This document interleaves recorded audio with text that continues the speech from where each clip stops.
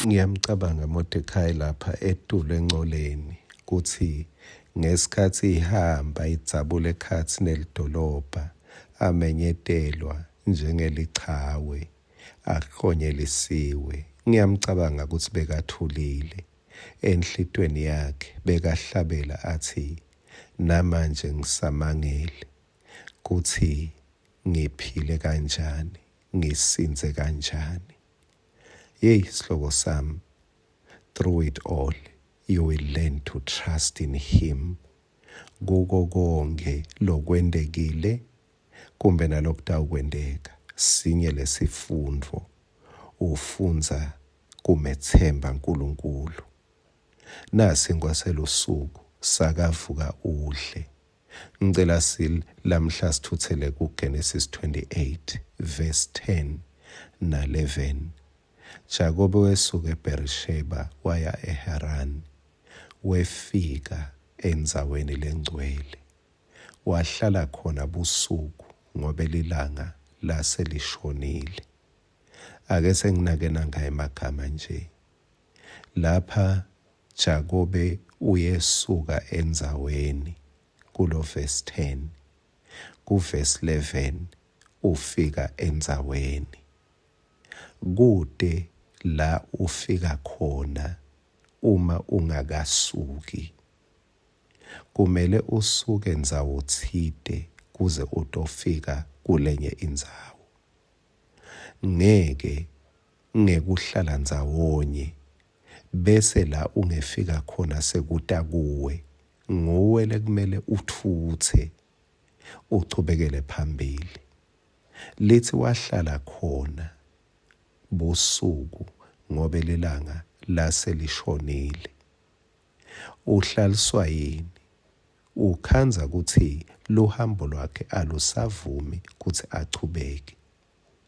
Kepha kulokunye akazange abuyele ekhaya ngoba selishonile. Akabuyelanga emuva ngoba ilanga bese lishonile. Yini lebetawukwenda? Yini leyambangela angabuyela emuva? Kwekucala bekunemnakabo bekafuna kumbulala. Kusho ukuthi kwamsida kuthola ipressure ngale kwaloko ngabe wahlala ekhaya waba ngumuntu wemasuphu. Kepha kwabitha ukuthi achubeke neluhambo. Uyathi ukuthi kunetimo letimcoke empilweni noko letibuhlungu letendekako, kepha tiyakusita ukuthi uthuthe ekubeni ngumuntu wemasuphu. Uthuthe, uyamkhumbula Jakobe wathuthelaphi? Wathuthela emcebeni. La ayakhona wathola ingcebo lemangalisako, kepha wadzinga ipressure kuze atosuka kunayisuphu yasekhaya. Yesihlobo sami, uyathi lesuphu yasekhaya beyimlibatisa imnanzi. Ahlagabatisela umnakabo, athola tindvo ngayo, kepha bayembambelela. Ungabanjelelwa ngemasuphu Nkosi yami. Ungabanjelelwa tindvo tesikhashana. Lulela tandla takho kulokuphambili. Kwesibili lokwenda ukuthi ahlale khona lapho busuku bonke ngilokuthi kube wancanzeka. Abetawuphinze ahambe lelo banga lalahambile noma acalela phasi bekatawuphike kuphethela la angangeni angefiki la ayakhona.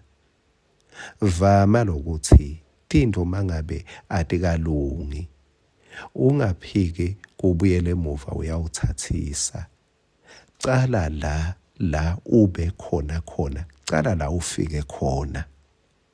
Thani noma lolu hambo lwami itolo ngilithethe ngangefiki la ngiyakhona, kepha ngisabuyele emuva ngidawucala khona la ngichubekele phambili.